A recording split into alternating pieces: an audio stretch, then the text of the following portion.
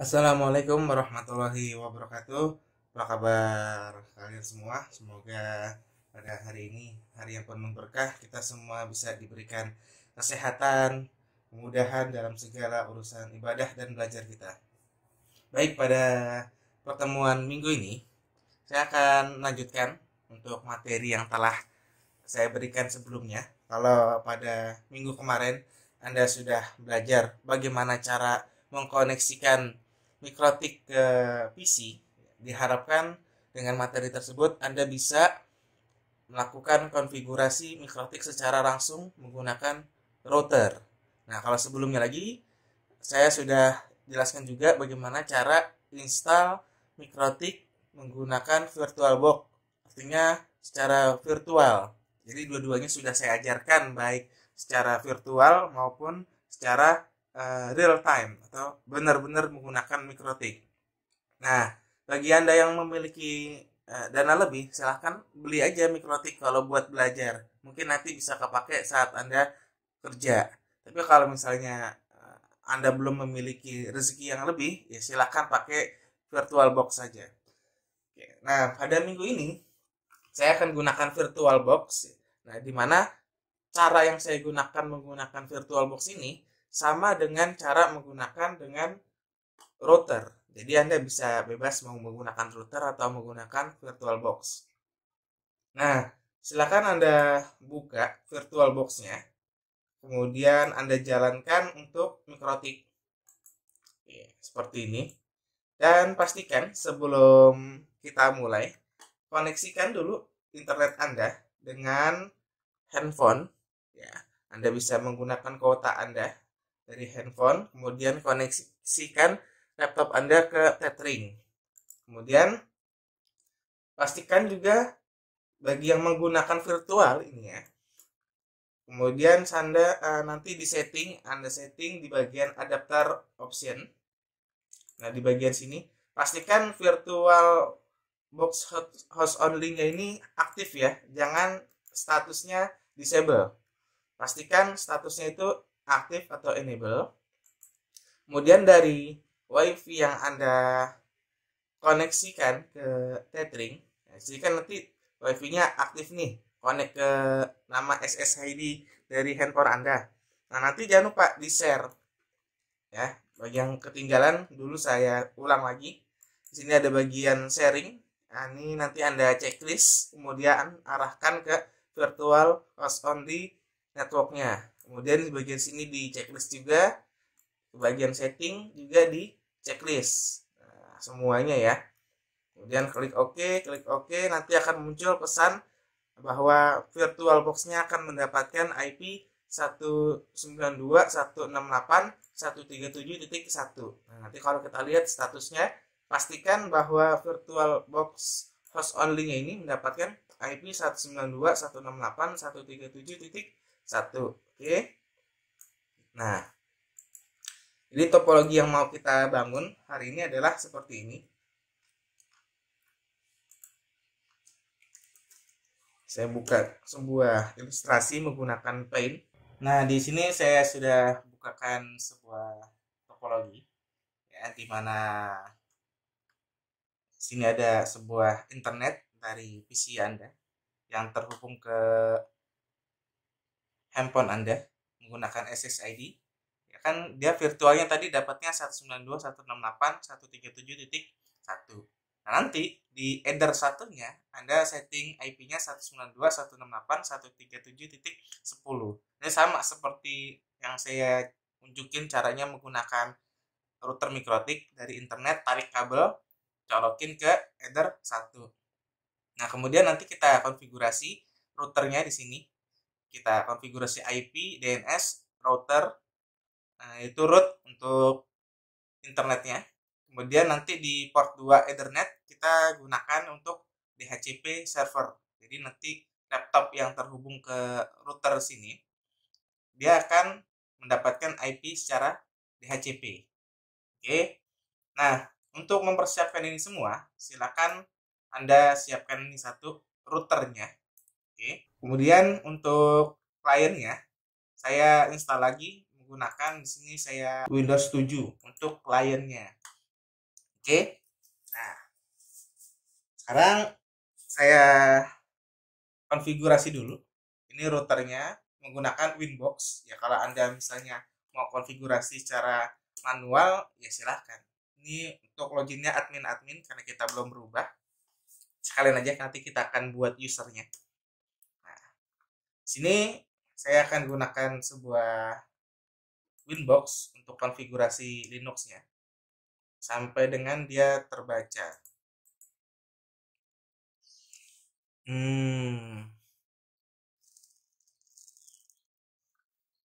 Coba saya masukkan 192.168. Kita lihat dulu ya di sini apakah dia sudah dapat IP address. Oh, dia ternyata belum dapat IP address, jadi di Winbox-nya nggak terbaca. Saya akan berikan IP address dulu. Misalnya di sini IP address address. Kemudian saya masukkan 192.168.137.10 untuk interface header 1. Oke, kita lihat lagi. Print, oke, sudah masuk. Sekarang kita buka Winbox-nya lagi. Sini. Harusnya sudah terdeteksi. Nah, ini dia. 192.168.137.10. Karena kita connect, untuk passwordnya kita ganti admin. Dan untuk loginnya admin, passwordnya kita kosongin aja. Kita connect. Nah, sekarang kita konfigurasinya menggunakan router ini.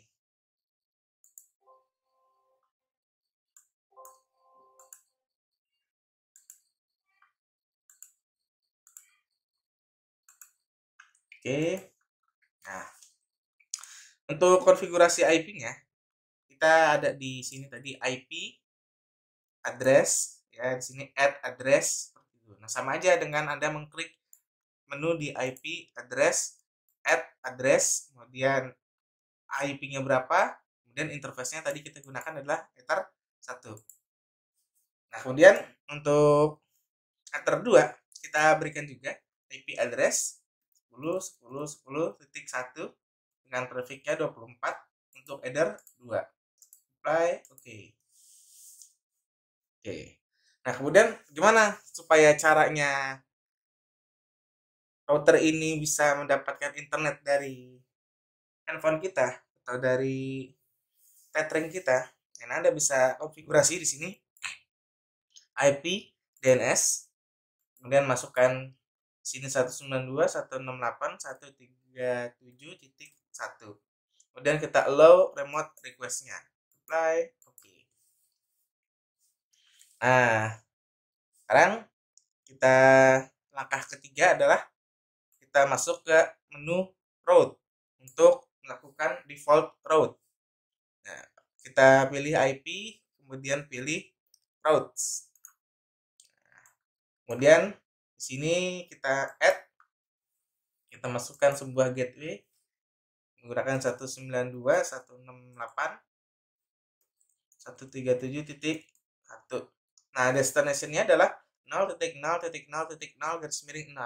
Ini disebut dengan default route. Artinya, kita akan melakukan routing ke seluruh router yang ada di internet secara otomatis, tidak menggunakan manual. Kalau manual, kita tidak akan mungkin bisa, karena kita nggak tahu alamat IP yang ada di internet itu berapa aja. Makanya secara otomatis kita buat default route dengan menggunakan 0.0.0.0.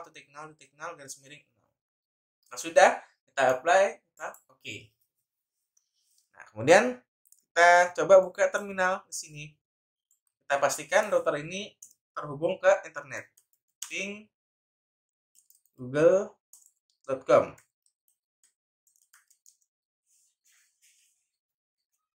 Nah, ini harus sudah terhubung ke internet ya. Kalau belum, ini harus dicari lagi kenapa dia nggak connect.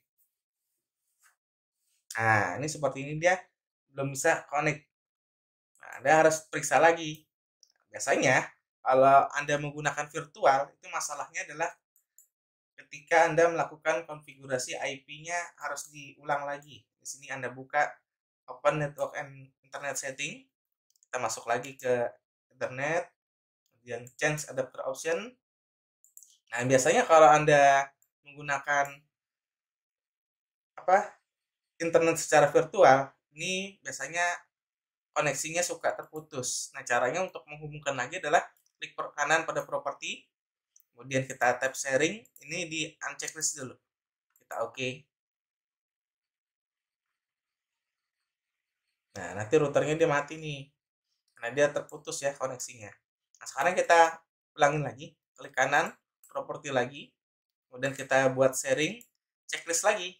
Kita pilih ke host only network, kemudian oke.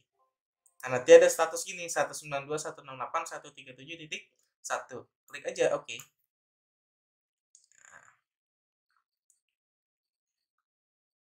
Nah, kemudian kita lihat lagi di Winbox-nya, kita connect. Oke, connect lagi. Nah, ini karena kita menggunakan lisensinya terbatas, jadi munculnya seperti ini nih. Jadi kalau lisensinya nggak punya kosong lisensinya, ini hanya batasnya hanya 24 jam ya. Kemudian kita oke, kita coba kita enter lagi di sini google.com. Nah, dia sudah connect. Jadi masalahnya seperti itu kalau Anda menggunakan virtual ya, jadi harus tahu kondisinya. Berbeda kalau Anda menggunakan router real yang nggak putus koneksinya ya. Nah, kemudian IP-nya sudah kita atur ya, IP address. Kemudian yang langkah kedua adalah DNS-nya, kita masukkan seperti ini. Kemudian yang ketiga adalah route-nya. Oke. Nah, yang keempat adalah kita coba tester dulu koneksinya ke klien. Apakah klien ini bisa connect ke router atau enggak. Caranya adalah kita buka kliennya, Windows 7-nya. Kemudian kita setting dulu IP-nya nih sesuai dengan topologi. Kan topologinya tadi seperti ini. DHCP ya. Kalau dia DHCP 10.10.10.1, tapi kita bisa tester dulu apakah dia nanti nyambung atau enggak. Anda bisa klik kanan bisa Anda klik control panel. Kemudian di control panel ini Anda masuk ke network and internet. Kemudian di sini network and sharing center, change adapter setting, properti.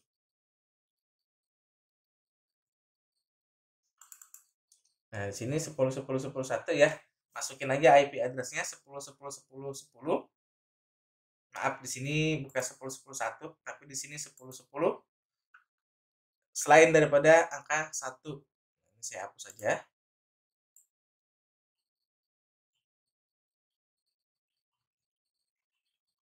Kemudian saya ganti di sini. Nanti Anda akan masukin IP-nya 10.10.10.10 misalnya ya, klik 24.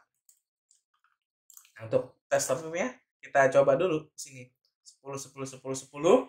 Kemudian subnet max-nya 255.255.255.255.0, gateway-nya 10.10.10, DNS-nya 10.10.10.10. Ini opsional, alternatif DNS-nya bisa diisi atau enggak, nggak apa-apa. Kita klik oke. Nah, kemudian kita coba menggunakan command prompt. Kita buka CMD di sini. Nah, ada ping aja. Ping ke 10.10.10.1. Nah, wajib dia statusnya replay dari routernya itu. Nah, sekarang dari router kita coba dulu ke kliennya apakah dia bisa apa enggak.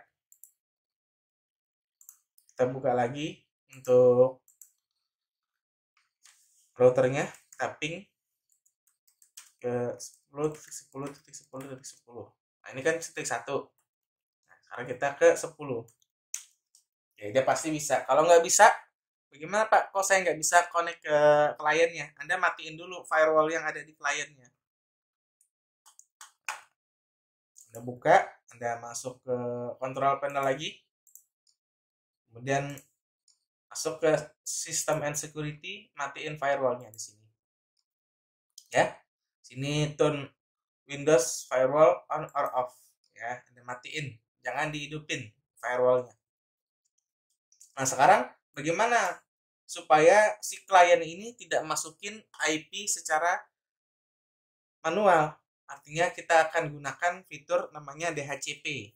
Ya, jadi DHCP itu adalah fungsi untuk klien bisa mendapatkan IP secara otomatis. Fungsinya apa? Kalau misalnya kliennya ada banyak, kita nggak usah masukin satu-satu. Jadi tinggal klien request aja apakah di server tersebut atau di mikrotik tersebut dijadikan DHCP server atau enggak. Kalau iya, nanti kliennya akan dapat IP secara otomatis. Nah, untuk melakukannya, kita akan masuk ke Winbox-nya. Sini ada IP, kemudian Anda bisa klik menu DHCP server. Nah, untuk membuat DHCP, kita bisa klik DHCP setup. Nah, kita akan berikan DHCP itu pada header berapa? Kita berikan pada header 2. Dan kita next. Sini nanti dia akan baca networknya adalah 10.10.10.0/24. Kemudian kita berikan gateway-nya adalah 10.10.10.1. Kemudian ini yang mau diberikan DNS-nya dari berapa sampai berapa? Misalnya dari 10 sampai dengan 20 aja. Karena secara logika nggak ada yang perangkat itu, kalau apalagi kalau perangkat murah, nggak bisa ya kita berikan DHCP itu dari angka 2 sampai dengan 254. Itu nggak kuat, perangkatnya nggak bakal kuat. Jadi kita contohkan aja 10 aja yang bisa mendapatkan IP DHCP. Sehingga berarti dari 10 sampai dengan 20. Jadi dari IP 10.10.10.10 sampai dengan 10.10.10.20. Kita next. DNS servernya Anda boleh masukkan ini, atau misalnya Anda ganti 10.10.10.1. Kita next. Lifetime-nya adalah 10 menit. Artinya apabila perangkatnya 10 menit dia mati, maka dia akan memperbarui DNS-nya. Next, oke. Nah, kalau sudah kita setting DHCP servernya, kita coba di klien apakah dia dapat IP address atau tidak. Kita kembali lagi ke kliennya. Nah, sekarang kita menggunakan cara request DNS. Kita masuk lagi ke ini, saya close, masuk ke open network and sharing center, kemudian change adapter setting.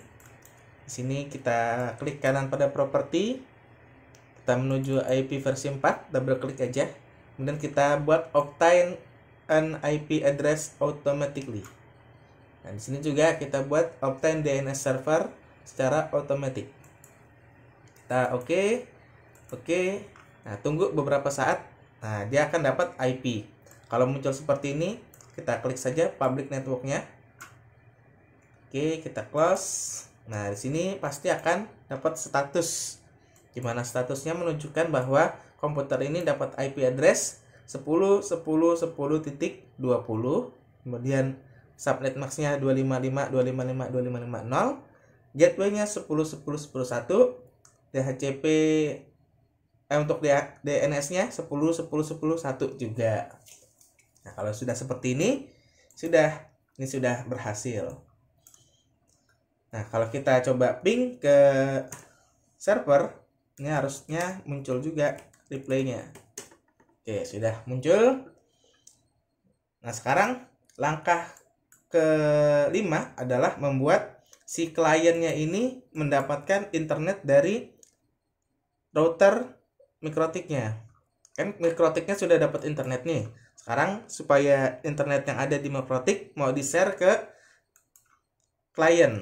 Jadi langkah pertama kita setting IP address, kedua DNS setting, kemudian keempat adalah router list. Yang kelima adalah DHCP server apabila kita mau membuat IP-nya dibagi secara otomatis tanpa manual. Tapi kalau misalnya kita nggak pakai DHCP, ya udah berarti konfigurasinya di klien itu secara manual, IP address-nya, gateway-nya, dan juga DNS-nya nanti.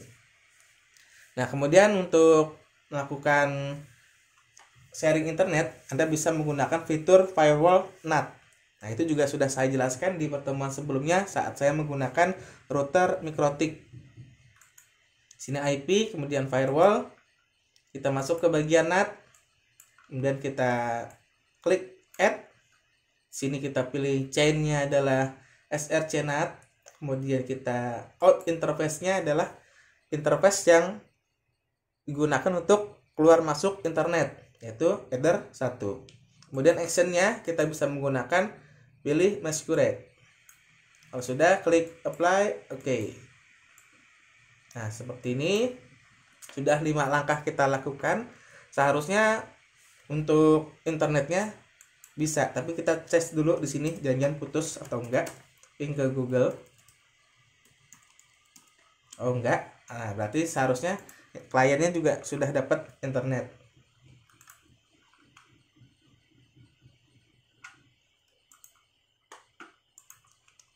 Ini kita coba misalnya CMD juga, ping ke Google juga deh, coba.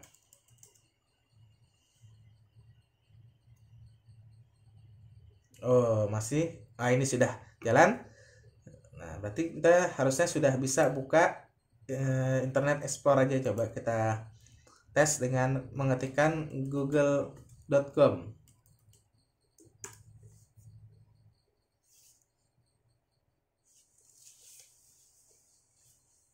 Nah, ini sudah terkoneksi ya. Jadi saya berharap Anda melakukan apa yang saya lakukan ya. Jadi pertama, koneksikan internet dari tethering ke laptop Anda. Kemudian Anda konfigurasi. Saya akan berikan resume-nya seperti ini. Jadi tolong lakukan apa yang saya lakukan. Pertama itu adalah koneksikan PC Anda dengan handphone ya. Anda bisa gunakan tethering supaya dia bisa dapat internet. Kedua, sharing dari adapter wireless ke adapter host only. Pastikan dia dapat IP 192.168.137.1. Kemudian yang ketiga adalah setting IP pada MikroTik-nya. Kemudian 4 adalah setting DNS pada MikroTik. Kemudian kelima adalah setting default route pada MikroTik. Kemudian tester dulu di nomor 6 adalah tester MikroTik.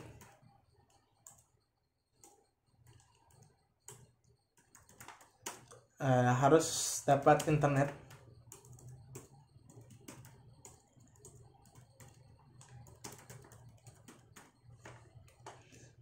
Kemudian langkah selanjutnya adalah berikan IP.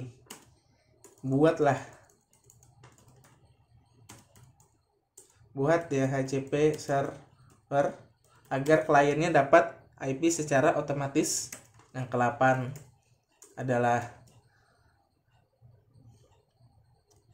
konfigurasi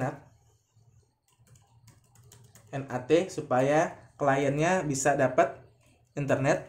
Yang 9 terakhir adalah tes internet pada klien. Mungkin nanti sekitar UTS saya akan memberikan contoh-contoh status studi kasus yang mirip-mirip seperti ini. Jadi kalau Anda sudah pelajari dari pertemuan bagaimana saya membuat MikroTik menggunakan VirtualBox, kemudian Anda perhatikan bagaimana saya konfigurasi mikrotik secara real time menggunakan router board, dan terakhir ini adalah konfigurasi internet, kemudian konfigurasi DHCP server, dan sampai dengan kliennya dapat internet. Itu seharusnya nanti Anda bisa ngerjain UTS dengan baik dan benar. Silahkan bagi Anda yang belum paham, dipelajari kembali video ini dan 2 video sebelumnya, dipahami sampai benar-benar Anda paham, karena nanti ini akan berhubungan dengan UTS-nya. Saya kasih bocoran seperti itu. Ya. Itu saja dari saya materi yang bisa disampaikan pada pertemuan kali ini. Saran saya silahkan dipelajari, silahkan dicoba-coba terus sampai Anda bisa. Kemudian itu saja dah dari saya. Saya tutup materinya. Mohon maaf jika ada penyampaian yang salah. Saya akhiri. Assalamualaikum warahmatullahi wabarakatuh.